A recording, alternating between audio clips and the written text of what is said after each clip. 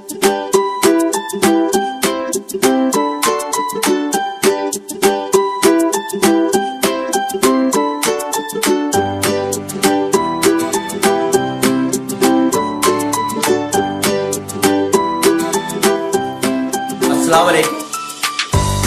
To my channel E for you activities.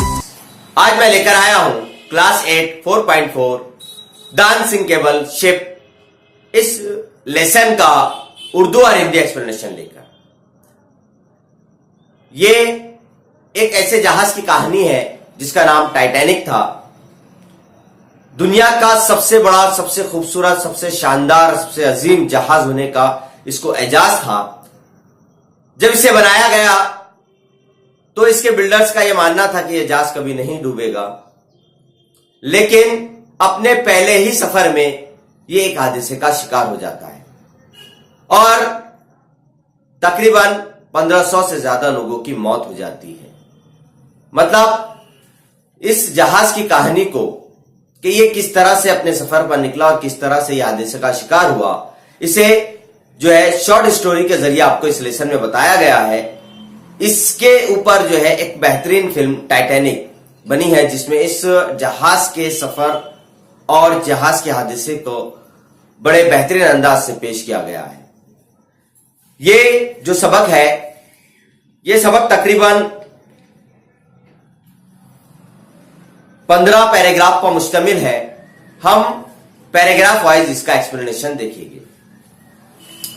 सबक यहां से स्टार्ट होता है। पहला पैराग्राफ के 19 अप्रैल 1912 को दुनिया का सबसे बड़ा जहाज, एक लग्जरी शिप, मतलब आरामदेह जहाज, इंग्लैंड के साउथहैम्पटन से न्यूयॉर्क के सफर के लिए निकला। इस जहाज का नाम टाइटैनिक था। मतलब जो बड़ा सा विशालकाय जहाज, लग्जरियस शिप जो निकला एम्पटन से न्यूयॉर्क के सफर के लिए, उस जहाज का नाम टाइटैनिक था, जिसके मायने यानी टाइटैनिक के मायने होते हैं वेरी ह्यूज, मतलब बहुत बड़ा। और इसका शानदार मैडन पहला सफर था। यह जहाज अटलांटिक समंदर से गुजरने वाला था और इसमें तकरीबन 2000 से ज्यादा मुसाफिर जो है तो सवार थे। टाइटैनिक मानो एक तैरता हुआ कस्बा था, एक फ्लोटिंग टाउन के मानिंद था। मतलब इतना बड़ा था कि मानो जैसे एक छोटा सा देहात समंदर के ऊपर तैर रहा हो। दूसरा पैराग्राफ यहां से स्टार्ट होता है। हर कोई इसे दुनिया का सबसे बेहतरीन जहाज मान रहा था। हर किसी को इस जहाज पर नाज था। ये एक 15 मंजिल इमारत की मानिंद ऊंचा था। जैसे एक 15 मंजिल की जो इमारत जितनी ऊंची होती है, ये जहाज एक 15 मंजिल मानिंद इमारत के मानिंद था। और एक अंदर से एक शानदार होटल की मानिंद था। मतलब अंदर से बाहर से जो है तो ये ऐसा लगता था जैसे कोई 15 मंजिल इमारत है और अंदर से ये होटल की एक शानदार होटल की तरह नजर आता था, जिसमें शानदार सीढ़ियां, डाइनिंग रूम, दुकानें और स्विमिंग पूल वगैरह थे। मतलब मानो एक शानदार 5 स्टार होटल की तरह ये सजा हुआ था। तीसरा पैराग्राफ यहां से स्टार्ट होता है कि हर कोई ये सोचता था कि ये जहाज कभी नहीं डूबेगा। जब भी हमारे इस जो टाइटल है अनसिंकेबल, मतलब कभी ना डूबने वाला जहाज, तो हर कोई ये सोचता था कि ये जहाज अनसिंकेबल है, कभी नहीं डूबेगा। इसलिए वो इसे अनसिंकेबल मतलब कभी ना डूबने वाला जहाज बता रहे थे। और जहाज बनाने वाले जो जहाज के बिल्डर थे, जिन्होंने जहाज की तामीर की थी, उनको भी ये यकीन था कि ये जहाज कभी नहीं डूब सकता। इसलिए उन्होंने इस जहाज में जब ये अपने सफर के लिए निकला तो कुछ चंद ही लाइफ बोट्स उसके अंदर रखी। मतलब बड़े जहाज के अंदर छोटी छोटी लाइफ बोट रखी जाती है कि अगर कोई जहाज हादसे का शिकार हो जाता है तो उस वक्त में इन लाइफ बोट्स में बैठाकर जो है पैसेंजर्स को किनारे तक या दूसरे जहाज तक पहुंचाया जाता है। तो वो जहाज बनाने वालों को भी यकीन था कि ये जहाज कभी नहीं डूबेगा, तो उन्होंने उसके अंदर सिर्फ चंद ही जो है लाइफ बोट्स रखी थी। चौथा पैराग्राफ यहां से स्टार्ट होता है। यह सफर बहुत इत्मीनान बख्श था, बहुत कंफर्टेबल था और मुसाफिरों को अपने ऊपर नाज था कि वो दुनिया के सबसे अच्छे जहाज, सबसे शानदार जहाज का सफर कर रहे हैं। और वो अपने आप को सेफ महसूस कर रहे थे। मतलब वो उनको ये पता था कि हम दुनिया के सबसे बड़े, शानदार और अनसिंकेबल, कभी ना डूबने वाले जहाज के अंदर सफर कर रहे हैं, इसलिए अपने आप को वो सेफ महसूस कर रहे थे। 5वां पैराग्राफ यहां से स्टार्ट होता है। फिर 15 अप्रैल की वो भयानक रात आई। आसमान साफ था और समंदर भी काम बिल्कुल पुरसकून था। ज्यादातर मुसाफिर सोए हुए थे। कैप्टन स्मिथ, जो जहाज के कैप्टन थे, वो जानते थे कि उनको इस चीज का एहसास हो रहा था कि आसपास कोई आइसबर्ग है। आइसबर्ग यानी समंदर में तैरता हुआ बर्फ का एक बहुत बड़ा, मानो एक चट्टान की मानिंद टुकड़ा। समंदर के अंदर जो है, जो कि अटलांटिक ओशन जो है वो सर्द समंदर है, वहां सर्दी ज्यादा होती है, इसलिए बर्फ के बड़े बड़े जो टुकड़े होते हैं जिन्हें आइसबर्ग कहा जाता है, जो समंदर पर तैरते हैं। तो उनको ये एहसास था कि आसपास में कोई आइसबर्ग हो सकता है। उन्होंने अपने क्रू के आदमी से कहा कि जाओ छत के ऊपर से नजर रखो।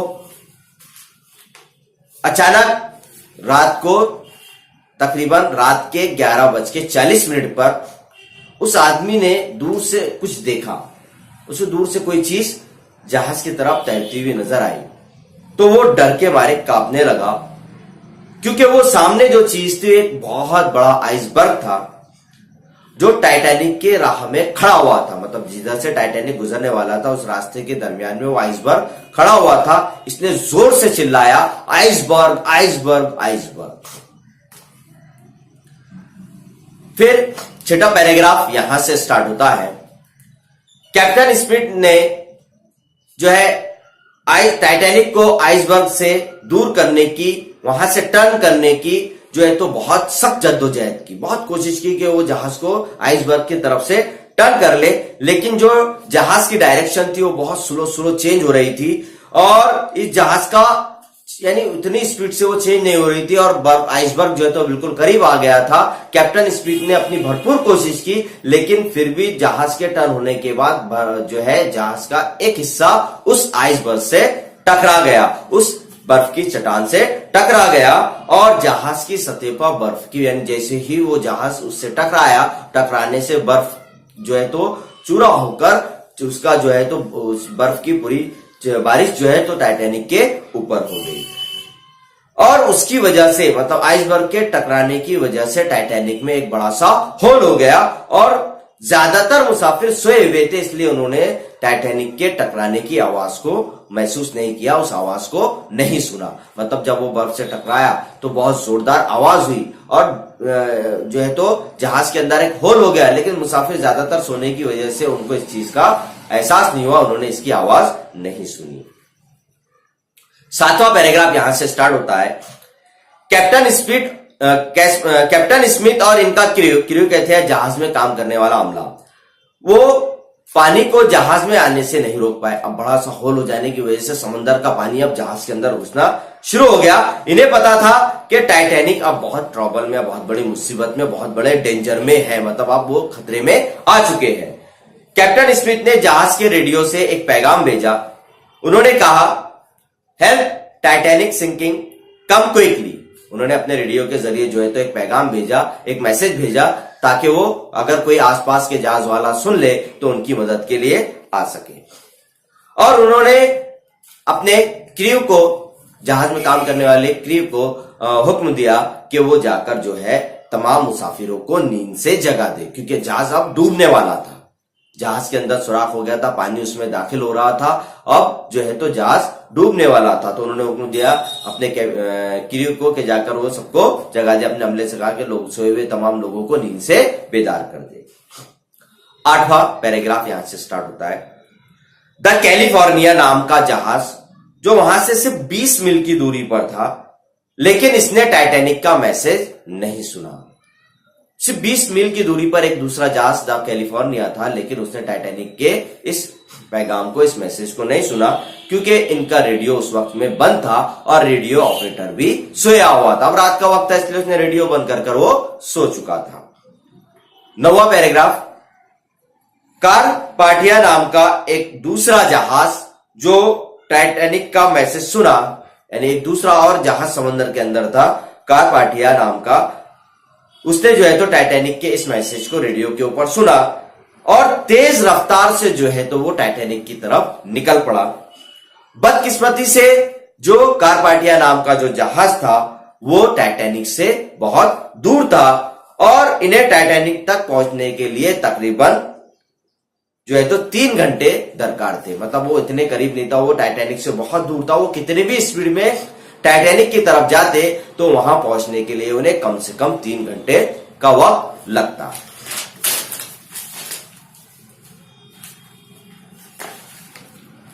दसवां पैराग्राफ यहां से स्टार्ट होता है। इसी दौरान टाइटैनिक तेजी से डूब रहा था। अब वो पानी भर गया, जैसे जैसे पानी भर रहा था टाइटैनिक का जहाज जो है तो एक सिमत में ऐसा झुकना स्टार्ट हुआ। क्रू ने लाइफ बोट्स को समंदर में उतारना शुरू किया। अब जितने भी थे उनको समंदर के पानी में उन्होंने छोड़ना शुरू कर दिया, लेकिन बोट्स में सिर्फ 100 लोग ही उसमें बैठ सकते थे क्योंकि उनके पास चंद ही जो है तो लाइफ बोट्स थी और जहाज के ऊपर 2000 से ज्यादा लोग सवार थे। जहाज समंदर में डूब रहा था।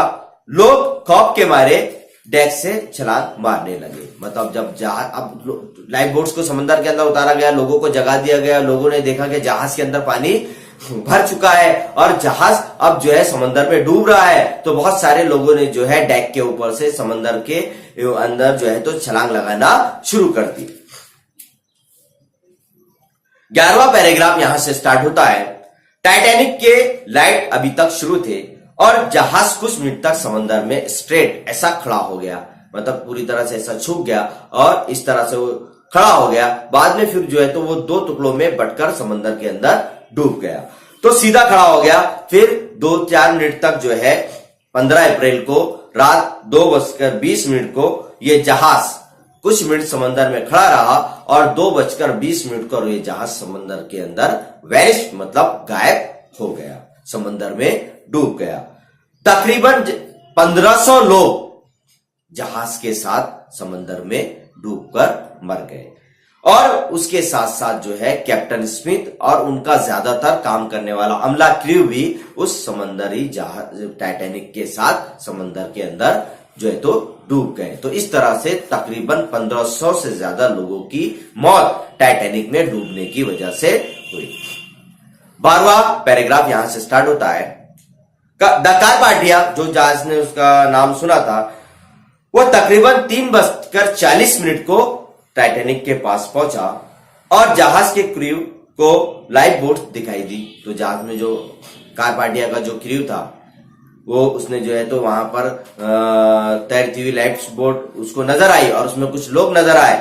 उन्होंने तकरीबन 700 लोगों की जान बचाई। तो उन्होंने लाइफ बोट्स में जो जितने भी लोग सवार हुए थे उनको अपने जहाज में लेकर जो है तो तकरीबन 700 लोगों की जान उन्होंने बचाई। उन्हें वहां पर कुर्सियां, लकड़ियों की टुकड़े, इस पर भी लोग जो है तो तैरते हुए नजर आए, लेकिन सर्दी ज्यादा होने की वजह से, बर्फीला पानी होने की वजह से वो तमाम लोग मर चुके थे। कुछ लोग पानी में डूबने से मर चुके थे तो कुछ लोग उस ठंडे पानी की वजह से मर चुके थे। द कारपाथिया इन्हें बचाने में बहुत देर कर दी थी। तो जो जहाज था कारपाथिया नाम का, उसने जो है उन लोगों को बचाने के लिए देर कर दी थी क्योंकि तकरीबन वो 3 घंटे बाद वहां पर पहुंचा था और उतनी देर में जो है तो वो जहाज भी डूब चुका था, वो लोग भी डूब चुके थे और जो लोग दूसरी चीजों पर अपने आप को बचाने के लिए तैर रहे थे वो पानी के बर्फीले होने की वजह से, सर्द होने की वजह से उससे मर चुके थे। तो जो लाइफ बोट्स में सवार लोग थे उन लोगों को कारपाथिया ने बचा लिया। 13वां पैराग्राफ यहां से स्टार्ट होता है। टाइटैनिक की डूबने की वजह से लोगों को मुसाफिरों की सेफ्टी की फिक्र हो गई कि इतना मजबूत जहाज, कभी ना डूबने वाला जहाज, इतना बड़ा जहाज भी डूब गया। तो अब लोगों को मुसाफिरों की फिक्र हुई, उनके सेफ्टी के बारे में उनको सोचने पर मजबूर कर दिया। उन्होंने कहा कि जहाज में सिर्फ चंद ही लाइफ बोट्स क्यों रखी गई, 2000 लोग उसमें शामिल थे, तो चंद ही जो है तो लाइफ बोट्स उसमें क्यों रखी गई। जितने लोग उसमें सवार हो सकते थे, 2000 लोग सवार हो सके, इतनी लाइफ बोट्स उसमें रखना चाहिए था। उनका रेडियो बंद क्यों था, मतलब जो आसपास के जो जहाज गुजर रहे थे उनके रेडियो बंद क्यों थे। 1913 में फिर ये फैसला किया गया, ये कानून बनाया गया कि जहाज में लाइफ बोट्स के लिए ज्यादा से ज्यादा जगह रखी जाए। मतलब जितने मुसाफिर है तो ज्यादा से ज्यादा लाइफ बोट्स उस जहाज के अंदर रखा जाए, ये फैसला किया गया। और ये भी फैसला किया गया कि जहाज का जो रेडियो है वो दिन रात 24 घंटे शुरू रहना चाहिए। तो ये दो फैसले जो है टाइटैनिक के हादसे के बाद किए गए। 14वां पैराग्राफ यहां से स्टार्ट होता है। 1985 में साइंसदानों को एक सबमरीन के जरिए, सबमरीन मतलब समंदर के पानी के अंदर चलने वाला जहाज की एक टीम जो है टाइटैनिक की खोज के लिए भेजी गई। उन्होंने मलबे को तलाश किया, जो टाइटैनिक का मलबा था उसकी तलाश के लिए गए तो उन्हें टाइटैनिक का मलबा नजर आया। उन्हें जहाज को समंदर में 2 टुकड़ों में पड़ा पाया, मतलब उनको जहाज, ये टाइटैनिक जहाज समंदर के अंदर 2 टुकड़ों के अंदर पड़ा पाया। वो तकरीबन 4000 मीटर यानी 13,000 फीट सतह जमीन से 13,000 फीट सतह समंदर में, उसकी गहराई में, समंदर की गहराई में 13,000 फीट में पड़ा हुआ था। उन्होंने मलबे का फोटो, कुछ चीजें, उसके कुछ स्मॉल पार्ट्स वगैरह जो है अपने साथ पानी से बाहर समंदर की सतह पर, किनारे पर लेकर लाए। तो इस तरह से जो है तो एक साइंसदानों की टीम 1985 में भेजी गई थी उस जहाज की तलाश के लिए, और उनको वो टाइटैनिक का मलबा नजर भी आया और जो है वो 2 टुकड़ों में टूट चुका था। उन्होंने उसके अपने उस मलबे की फोटो और कुछ चीजें अपने साथ में लेकर आए। लास्ट पैराग्राफ, 15वां पैराग्राफ यहां से स्टार्ट होता है। 1912 की अप्रैल की इस खौफनाक रात पर बहादुरी की बहुत सारी कहानियां बनी। मतलब वो उस रात में जो हादसा हुआ तो लोगों ने एक दूसरे की मदद करने के लिए, एक दूसरे को बचाने के लिए, एक दूसरे का साथ देने के लिए जो बहुत सारे जो है तो ब्रेवरी के काम वहां पर किए गए, उस पर बहुत सारी कहानियां बनी। क्योंकि ये 700 लोग जो जिंदा वापस आए थे, इन्होंने जो है तो उस हादसे की पूरी पस मंजर को बयान किया था। और 1998 में डायरेक्टर जेम्स कैमरन ने टाइटैनिक नाम से भी जो है तो एक फिल्म बनाई। इस पहले सफर पर, मेडन वॉयज पर, यानी टाइटैनिक के पहले सफर पर एक फिल्म बनाई। ये बहुत ही संजीदा और सैड फिल्म थी और ये बहुत दुनिया की सबसे ज्यादा कमाई करने वाली फिल्म उस वक्त की ये बनी थी। ज्यादातर लोग जिन्होंने ये फिल्म देखा, जब भी वो सिनेमा घर से फिल्म देखकर बाहर आए तो उनकी आंखों में गम के आंसू शामिल थे। मतलब वो रोते हुए ही सिनेमा घर से बाहर आए। और ये फिल्म जो है तो बहुत ज्यादा सुपर डुपर हिट भी हुई थी, जिसके अंदर जो है उस रात के उस पस मंजर को बड़े बेहतरीन अंदाज से बयान किया गया है। तो ये था अनसिंकेबल शिप द टाइटैनिक, जिसे ये कहा गया था कि ये कभी नहीं डूबेगा, लेकिन कुदरत से कोई चैलेंज नहीं कर सकता। किसके साथ अच्छा होना है, किसके साथ बुरा होना है, कौन कब दुनिया में आएगा और कौन कब दुनिया से जाएगा, किस जरिए जाएगा, कौन से तरीके से जाएगा, ये सिर्फ और सिर्फ जो है अल्लाह जानता है।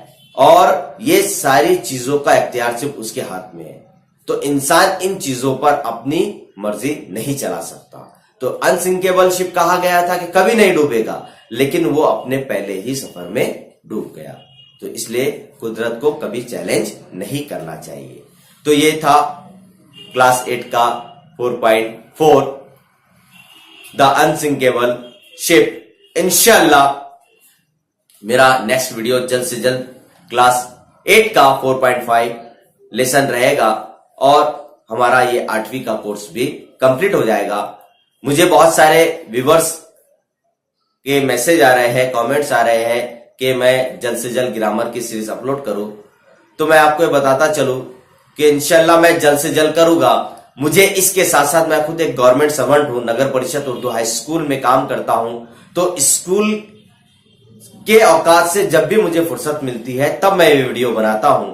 मैं जो है ज्यादा वक्त नहीं दे सकता क्योंकि अब एग्जामिनेशन पीरियड है और वैल्यूएशन का वक्त है, तो वक्त कम मिलने की वजह से मैं ज्यादा से ज्यादा वीडियो नहीं बना सकता। इसके लिए मैं माजरत चाहता हूं, लेकिन आपसे प्रॉमिस करता हूं कि जो वेकेशन रहेगा, समर वेकेशन में इंशाल्लाह डेली नहीं तो कम से कम 2 दिन में एक वीडियो आपको जरूर देखने के लिए मिलेगा।